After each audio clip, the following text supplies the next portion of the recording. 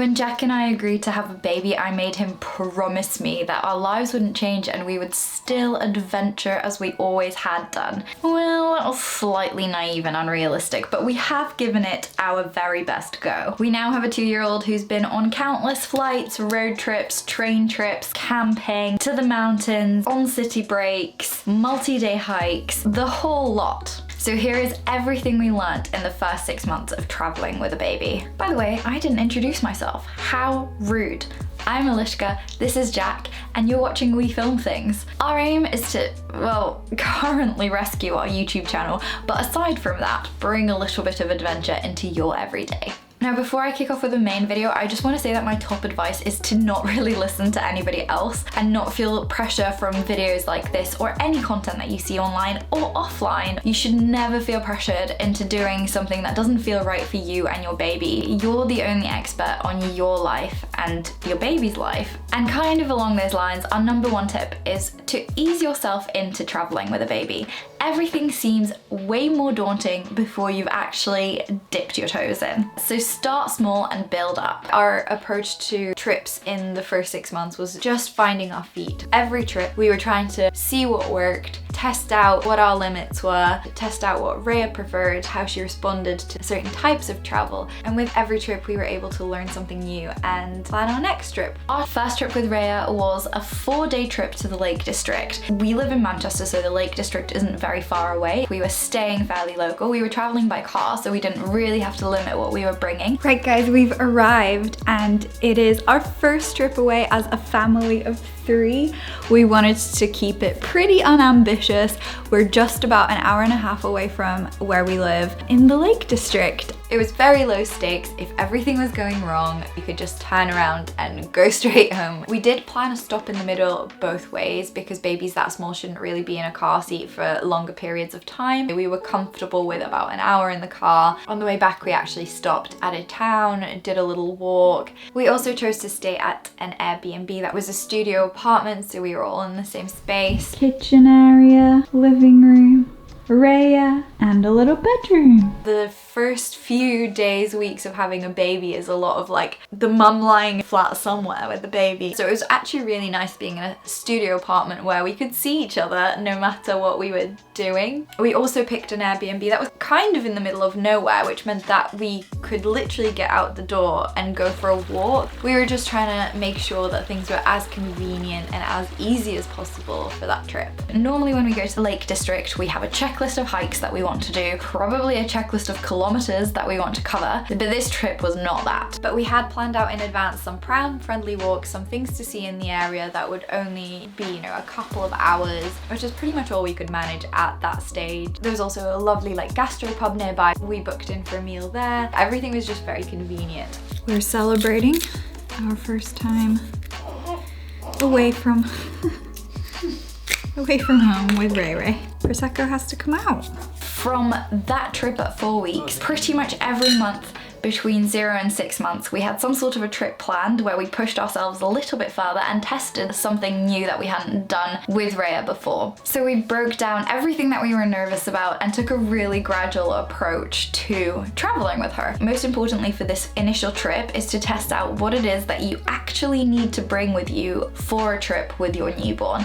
Alright, on to packing. Now this is a big topic when you've got a newborn. Gone are the days when we would travel for an entire week with a backpack that would fit into small cabin luggage. This being our first trip, and because we went by car, we packed basically the kitchen sink. Literally every baby related instrument in the house came with us in the car. First off, let's talk about clothes. At 12 weeks, we took Rhea to the Czech Mountains. It was roughly over New Year's and it was snowy and beautiful and also very cold. We had to dress her for weather that was way colder than she was used to up until that point. If you're a newborn parent, you will know the amount of time that you spend stressing about whether your baby is too hot or too cold. Obviously, travel slightly exacerbates that. The answer for cold weather is definitely layers. Bring bodysuits and onesies that can be worn as single items but can also be layered over the top of each other. Also, having an emergency blanket helps, one that packs down nice and small. You can get some puffer type blankets, so you can just wrap them up. And then the down all-in-one zip-up suits are also great. For hot climates, your main concern with clothing is to keep them sun safe, so that's choosing things with UV protection, making sure that they've got plenty of sunscreen and that they're in the shade where possible. Babies at that age tend to go through a lot of clothing because their nappies will leak multiple times a day, and you just have to either accommodate for that with your packing or stay somewhere where you know you'll be able to wash the clothing. Outside of clothing, the rest of baby items can be split roughly into travel, sleep, change, and feed items. So first off, travel. We had ditched the pram by 12 weeks. We were only using the baby carrier. It was just easier for most travel. We also had quite a big pram at the time. We've since swapped that out for a more travel-friendly pram. Also, she just wouldn't go in the pram until she was over a year old, especially if she was awake, so it just seemed like a waste of space and effort. If you are bringing a pram though, make sure you check step-free access for wherever you're going to. For example, in London, I always find it really hard to travel around with a pram if I haven't pre-planned my route, because lots of, especially tube stations, are either not step-free or there's a really specific way that you have to get in order to find the lifts, and it takes way longer. So just factoring in that time and knowing where you're going. Also consider if you need to bring a car seat. This is easier when they're the little newborn car seats, and this is mainly when you know that to get to and from the airport it's a longer car trip. A lot of the time I was happier using a car seat that I knew she was used to and that I knew was appropriate for her size, rather than renting one from a car company. For sleeping, 2 essential items. One was Rhea's sleeping bag. It just brought that familiar bedtime routine with us. And the second thing was actually her next to me crib. It's just a crib that you pop on the side of your own bed. I felt quite intimidated at the start with travel cots because you have to put the baby all the way down to like kind of ground level with most of them, whereas with the next to me crib I can just scoot her over for a feed in the middle of the night and then scoot her back into her own space. We actually brought the next to me crib with us everywhere on all of our trips until she was probably 6 months old. It packed down fairly small, not as small as travel cots, but small enough that it wasn't too much of a hassle to bring around with us, and it just meant that bedtime was a little bit easier even in an unfamiliar environment. And also her little owl with a white noise machine in it. I completely forgot about this until I was making this video. He's called Ollie the Owl. He's a white noise machine thing. It was her first love. It helped calm her down on car trips, and it also helped her go to sleep at night. And finally, in the sleep section, baby monitor.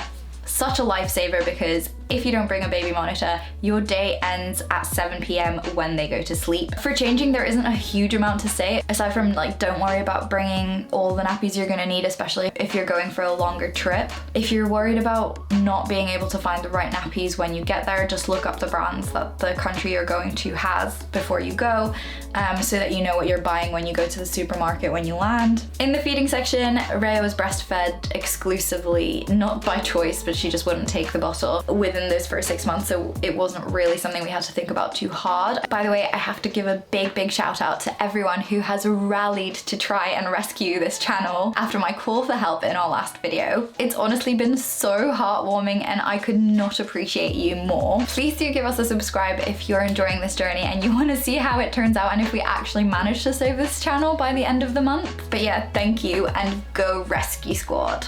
Alright, into our next topic, which is flying with a baby. As mentioned, Rhea's first flight was when she was 8 weeks old. It was from Manchester to the Czech Republic, which means it was only about 2 hours long. It was also low cost, so I think she flew Ryanair for the first time. I mean, I would have loved to give her a better introduction into flying life, but here we are. Lots of people told us that flying with a newborn is so much easier than flying with a toddler, so we should just get in as much travel as possible in those first 6 months. That was definitely not the case for us. Those first few flights were so hard. Rhea was so overstimulated and she needed comforting throughout the whole time. But this is where testing things out really comes in handy, because if you do your first flight and it's nice and short, you just get to see how your baby responds to being in that environment. You might be lucky and have one of those babies who's just super chilled. Rhea was not that. But what we learned from that, for example, is that we thought it might be better flying in her naps or at nighttime when she could sleep through the flight. Actually, because she was so overstimulated, she wouldn't fall asleep on the plane in the first few months. So booking daytime flights was way better because it meant that she was just overstimulated and not overstimulated and tired and cranky at the same time. Daytime flights also slightly cheaper, and there are slightly fewer people on the flights. Now into a quick fire of info about flying with infants. You have to book an infant ticket. An infant ticket is usually around £25 with low-cost airlines. It may obviously vary, but it's somewhere around that mark. Your baby will sit in your lap. You're gonna get a little seatbelt extension that clips into your seatbelt and goes around then. Infant luggage allowance varies from airline to airline. Generally with low-cost airlines, it's 1 piece of small cabin baggage, that's generally a changing bag, and 2 pieces of baby equipment, which might be something like a cot or a pram, but we've previously also taken a hiking backpack and a car seat. Definitely look this up beforehand because some airlines, for example, have weight limits on prams. If you don't know your airport, arrive early. For example, at Manchester Airport, if your child is below 2 years old, or if you have a buggy, or if you have any baby food or drink with you that's over 100 milliliters, you go into the special assistance lane. The special assistance lane